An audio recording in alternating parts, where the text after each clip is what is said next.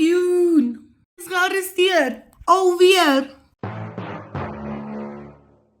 Hallo julle, rooi wat? Dis bietjie tyd vir nuus in 'n nutshell met julle favourite Friskie Mariski.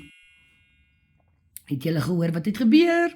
So julle onthou, Piet was gearresteer in Amerika, toe was hy in ICE en toe pleit hy en smeek hy asseblief by ICE toe kom. Anyways, toe het ons almal gesit en wag, like, wanneer kom Piet huis toe? Die antwoord was gistermiddag aand 6uur, toe hy land op Ouer Tambo, kablamo Piet, kablamo. Toe, in steede van hierdie romantiese rendezvous, ek love die woord rendezvous, anyways, toe is Piet weer gearresteer. What the fuck? Anyways, julle, deze developing story, so ek sal definitief 'n follow-up doen. En net 'n disclaimer, ek haat nie die viljoens nie. Ek rapporteer net op die nuus. In a nutshell. Shout out aan Jana van der Merwe en Bianca. Good job, girls. Julle cover hierdie storie